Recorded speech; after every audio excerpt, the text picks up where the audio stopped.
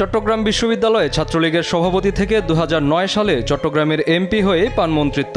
জনরোষে উৎখাতের শিকার আওয়ামী লীগ সরকারের টানা প্রায় 16 বছরের শাসনামলের পুরোটাই বিভিন্ন মন্ত্রণালয়ের মন্ত্রিত্ব পান এই হাসান মাহমুদ। সবশেষ সরকার উৎখাত হলে মঙ্গলবার পালিয়ে বিমানবন্দর পার হতে চাইলে আটক হন সাবেক এই পররাষ্ট্রমন্ত্রী।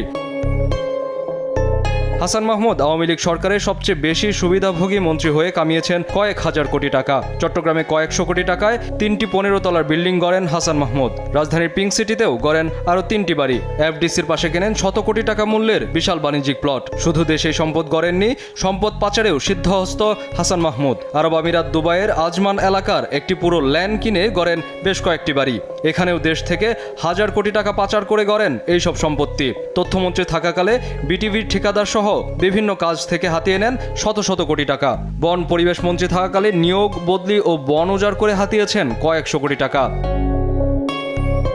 হাসান মাহমুদ বিপুল অর্থে একটি বেসরকারি ব্যাংকের পরিচালক শেয়ার কিনেন নিজের ভাইয়ের নামে। সংখ্যালঘু সম্প্রদায়ের সম্পত্তি দখলেও পিছিয়ে নেই হাসান মাহমুদ। চট্টগ্রামের রাঙ্গুনিয়ায় হিন্দু ও বৌদ্ধদের কয়েক একর সম্পত্তি দখল করে নেন হাসান মাহমুদ ও তার ভাই।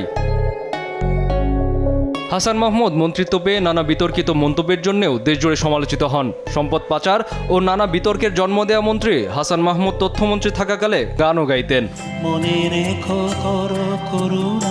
বিতর্কিত হাসান মাহমুদ বন, পরিবেশ ও তথ্য মন্ত্রণালয়ে টানা 16 বছর মন্ত্রীর দায়িত্ব পালন করেন। দেশজুড়ে ছাত্র অভ্যুত্থানের মুখে শেখ হাসিনা দেশ ছেড়ে পালালে পরের দিন পালাতে গিয়ে বিমানবন্দরে আটক হন হাসান মাহমুদ। কায়েস রাহাত, দেশ টিভি, ঢাকা।